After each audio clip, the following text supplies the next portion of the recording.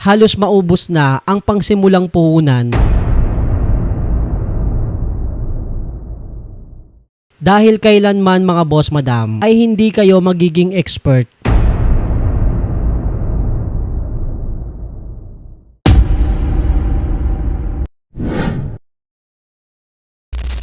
What's up sa inyo mga boss madam? Ang pag-uusapan natin ngayon ay ang maling akala mo sa pagsisimula ng isang negosyo, part 2. Pero bago ang lahat, kung ngayon lang tayo nagkita, ako nga pala si Boss A at ako ay isang aspiring entrepreneur dito sa Cabuyao, Laguna. So mga boss madam, maraming tao o yung mga aspiring entrepreneur ang nami-misinterpret ang bagay na ito. In this generation mga boss madam, sobrang dami mo na talagang pwedeng malaman, lalong-lalo na sa internet sa pagsisimula mo ng sarili mong negosyo. Ang maling akala mo ay kailangan maging eksperto o maging sobrang galing mo muna mag-isip sa isang bagay o idea ng negosyong gusto mong simulan. Pero ang katotohanan mga boss madam ay walang ganon. Sigurado din ako mga boss madam, isa sa inyo ay kung ano-ano ng course ang binayaran sa mga coach sa internet para lang matuto o madagdagan ng knowledge patungkol sa pagsisimula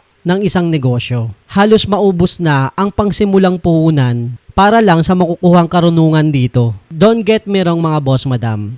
Walang masama sa mga yan. Ang masama ay sa dami mo nang nalalaman, wala ka pa rin ginagawang aksyon dito. Naniniwala ako, ang tunay na pagsisimula ng isang negosyo ay ang pag-take ng action dahil kailanman mga boss madam ay hindi kayo magiging expert lalo na kung kayo ay nagsisimula pa lang. Yan ang mali mong akala. Ang kailangan mo ay ma-experience ang totoong pagsisimula. As in, yung gagawin mo ito ng actual. Siguro naman ay kilala natin ang Nike brand at ang slogan nito ay Just Do It. Just do it mga boss madam.